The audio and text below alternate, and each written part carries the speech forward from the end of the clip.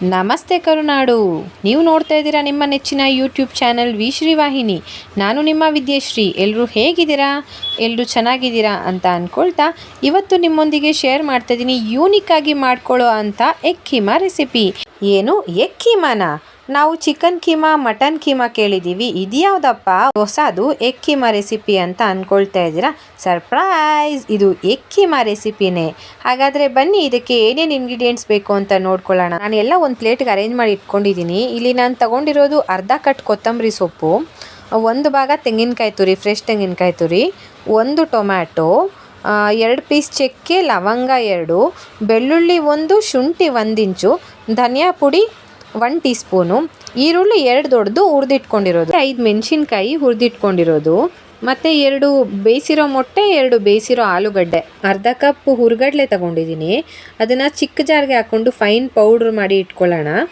ಅದಾದಮೇಲೆ ಅದೇ ಜಾರ್ಗೆ ನಾನು ರೆಡಿ ಮಾಡಿ ಇಟ್ಕೊಂಡಿದ್ನಲ್ಲ ಅದೆಲ್ಲ ಐಟಮ್ಸ್ನ ಹಾಕಿ ಗ್ರೈಂಡ್ ಮಾಡ್ಕೊತಾ ಇದ್ದೀನಿ, ಟೊಮೆಟೊನ ಬಿಟ್ಟು.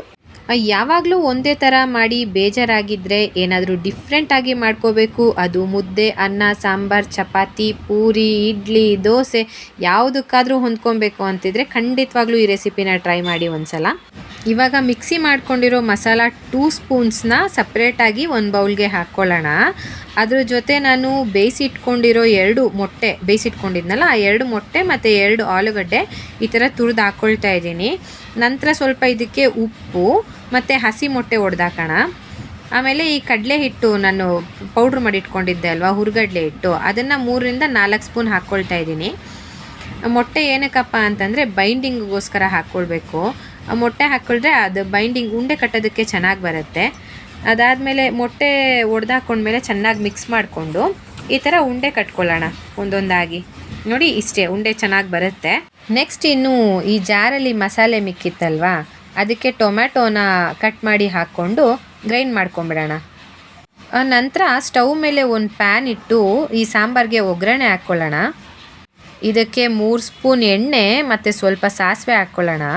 ಸಾಸಿವೆ ಸ್ವಲ್ಪ ಚಿಟಪಟ ಅಂತ ಸಿಡಿದ ಮೇಲೆ ನಾವು ರುಬ್ಬಿಟ್ಕೊಂಡಿರೋ ಅಂಥ ಮಸಾಲೆನ ಇದಕ್ಕೆ ಹಾಕ್ಕೊಂಡು ಒಂದು ಜಾರ್ಗೆ 1 ಕಪ್ ನೀರು ಹಾಕ್ಕೊಂಡು ಮಿಕ್ಸ್ ಮಾಡಿಕೊಂಡು ಅದಕ್ಕೆ ಹಾಕ್ಕೊಂಡ್ಬಿಡೋಣ. ನಂತರ ರುಚಿಗೆ ತಕ್ಕಷ್ಟು ಉಪ್ಪು ಹಾಕ್ಕೊಂಡು ನೋಡ್ಕೊಂಡು ಹಾಕ್ಕೊಂಡು ಲಿಡ್ ಕ್ಲೋಸ್ ಮಾಡಿ ಇಟ್ಕೊಂಡ್ಬಿಡೋಣ. 5 to 6 ಮಿನಿಟ್ಸ್ ಅದು ಕುದಿ ಬರಬೇಕು. ಕುದಿ ಬಂದಮೇಲೆ ಚೆನ್ನಾಗಿ ಮಸಾಲ ಬೆಂದಿರುತ್ತೆ. ಮಸಾಲ ಎಲ್ಲ ಕುದ್ಮೇಲೆ ಘಮ ಘಮ ಅಂತ ಮನೆ ತುಂಬ ಸುವಾಸನೆ ಬರ್ತಾ ಇರುತ್ತೆ. ಅದಾದಮೇಲೆ ನಾವು ಮಾಡಿಟ್ಕೊಂಡಿರೋ ಅಂಥ ಕೈಮಾ ಉಂಡೆಗಳನ್ನ ಹಾಕ್ಕೋಬೇಕಾಗತ್ತೆ ಒಂದೊಂದಾಗಿ.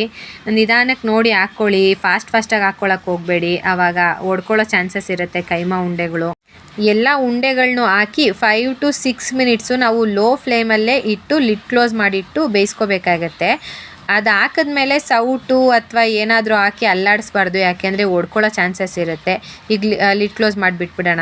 5 to 6 ಮಿನಿಟ್ಸ್ ಆಯಿತು. ಇವಾಗ ಲಿಡ್ ಓಪನ್ ಮಾಡಿದರೆ ನೋಡಿ ಈ ಥರ ಕೈಮಾ ಉಂಡೆಗಳು ಸೈಜಲ್ಲಿ ದೊಡ್ಡದಾಗಿದ್ದಾವೆ, ಮೊದಲಿಗಿಂತನೂ ದೊಡ್ಡದಾಗಿದ್ದಾವೆ. ಇವಾಗ ಇವೆಲ್ಲ ಬೆಂದಿವೆ. ಬಿಸಿ ಬಿಸಿಯಾಗಿ ರೈಸ್ ಮುದ್ದೆ ಜೊತೆ ನಿಮ್ಮ ಫ್ಯಾಮಿಲಿ ಮೆಂಬರ್ಸ್ಗೆ ಸರ್ವ್ ಮಾಡಿ. ಈ ರೆಸಿಪಿ ನಿಮಗೆ ಇಷ್ಟ ಆದರೆ ಲೈಕ್ ಮಾಡಿ, ಫ್ರೆಂಡ್ಸ್ ಆ್ಯಂಡ್ ಫ್ಯಾಮಿಲಿ ಜೊತೆ ಶೇರ್ ಮಾಡಿ, ಸಬ್ಸ್ಕ್ರೈಬ್ ಮಾಡ್ಕೊಳ್ಳಿ. ಹೇಗಿತ್ತು ನೀವು ಮಾಡಿದ್ದು ಅಂತ ನನಗೆ ಕಮೆಂಟ್ ಮಾಡೋದನ್ನು ಮಾತ್ರ ಮರಿಬೇಡಿ, ಕಮೆಂಟ್ ಬಾಕ್ಸಲ್ಲಿ ತಿಳಿಸಿ. ಇದು ನನ್ನ ಹೊಸ ಪ್ರಯತ್ನ. ನನ್ನ ರೆಸಿಪೀಸ್ ನಿಮಗೆ ಇಷ್ಟ ಆಗ್ತಾಯಿದ್ರೆ ದಯವಿಟ್ಟು ಸಪೋರ್ಟ್ ಮಾಡಿ, ಆದಷ್ಟು ರೆಸಿಪೀಸ್ನ ಶೇರ್ ಮಾಡಿ. Thank you all.